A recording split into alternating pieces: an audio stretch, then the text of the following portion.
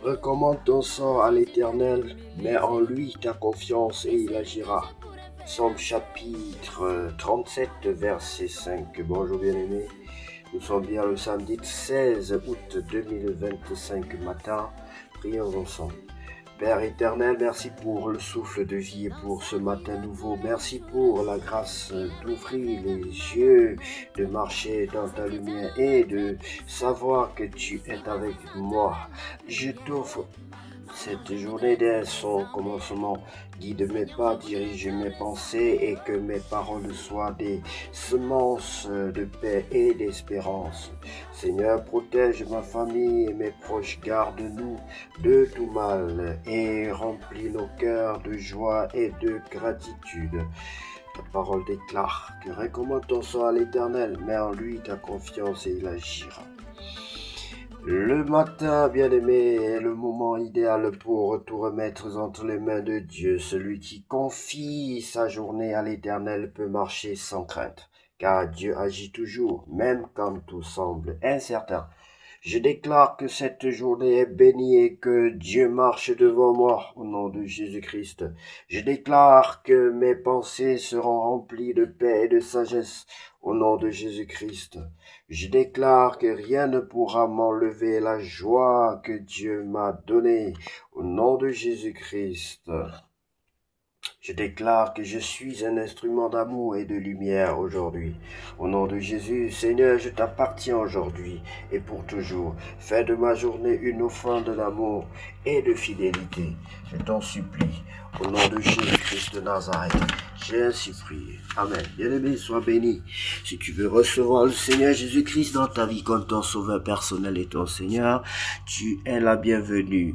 Jésus-Christ est mort pour toi, sache-le bien-aimé. Il cogne toujours à la porte de ton cœur, à la porte de ta vie. Si tu ouvres la porte du temple de ton cœur, il entrera et il soupera avec toi, c'est ce qu'il a dit dans le livre d'Apocalypse. Et si tu veux donc le recevoir, je vais te prier de prendre la position qui honore ton Dieu et tu vas répéter cette prière après moi. Seigneur Jésus-Christ, je reconnais que je suis un pécheur, contrairement à toi qui es un saint de Dieu envoyé pour me sauver. Seigneur, je te donne ma vie, je te demande pardon pour toutes les fautes et les offenses dont je suis coupable, les péchés que j'ai commis en acte, en pensée et par omission. Pardonne-moi, Seigneur Jésus, lave-moi par le sang de l'agneau, purifie-moi et fais de moi un enfant selon ton cœur. Je t'offre mon cœur, je t'offre ma vie, je t'offre ma maison, je t'offre tout mon être, je t'offre tout ce que je dispose, Seigneur. Prends ma vie telle qu'elle est et donne-moi la vie selon ta vision. Je t'en supplie, baptise-moi et remplis-moi de ton Esprit Saint. Baptise-moi et remplis-moi de ton Esprit Saint, car tu as dit que ton Esprit Saint nous accompagnera, il nous guidera, il nous enseignera toutes choses, il nous éclairera. Que ton Esprit Saint soit mon guide aujourd'hui. Que ton Esprit Saint soit mon guide pour toujours.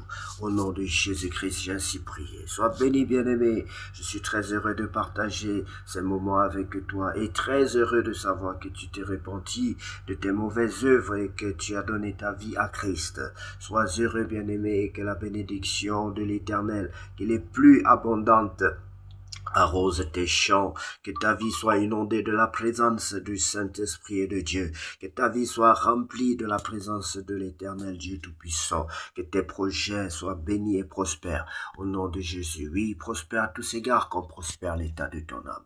Nous allons maintenant, bien-aimés, lire la parole de Dieu. Il faut savoir que la parole de Dieu, c'est le pain de vie. Jésus a dit, je suis le pain. Celui qui me mange vivra. Celui qui me mange vivra. Celui qui me mange vivra. Mange la parole de Dieu, bien-aimé. C'est la parole de Dieu qui est le pain pour nourrir ton intérieur. C'est la parole de Dieu qui est le pain de vie. Ton âme a besoin de Dieu. Ton âme a besoin de ce pain pour nourrir ton être intérieur, pour nourrir ton âme, bien-aimé. Si ton âme est attristée, avilie, tu as besoin de la parole de Dieu pour être fort à nouveau, pour revivre à nouveau, pour être rempli d'énergie, pour être fort intérieurement, bien-aimé, et continuer le combat. Quand ton intérieur est faible, quand ton être intérieur est faible, tout ne peut qu'aller mal, bien-aimé, mais retourne vers la parole de Dieu et tu verras que ta vie sera restaurée. Cherche ton Dieu, mange la parole, et la vraie, mange-la comme cela se doit. Demande à Dieu de mettre en toi la soif de sa parole,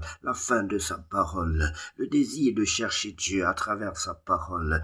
Oui, s'il ouvre ton cœur, s'il met la soif de sa parole, dans ta vie, dans ton cœur, bien-aimé, tu le chercheras comme on cherche l'argent, tu le chercheras comme on cherche l'or, tu le chercheras et tu le trouveras, parce que tu as dit que celui qui me cherche me trouve. Sois béni, bien-aimé, au nom de Jésus. Nous allons sans plus tarder lire la parole de Dieu dans le livre d'Esdras, chapitre 1.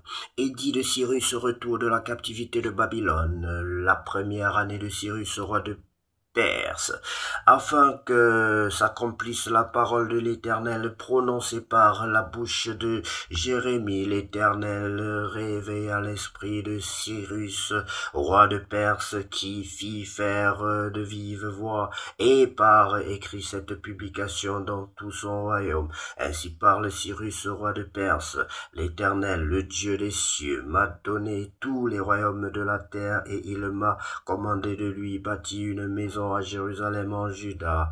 Oh, qui d'entre vous est de son peuple, que son Dieu soit avec lui et qu'il monte à Jérusalem en Juda et bâtisse la maison de l'Éternel. Le Dieu d'Israël, c'est le Dieu qui est à Jérusalem, dans tout lieu où séjournent des restes du peuple de l'Éternel. Les gens du lieu leur donneront de l'argent, de l'or, des effets et du bétail avec des offrandes volontaires pour la maison de Dieu qui est à Jérusalem.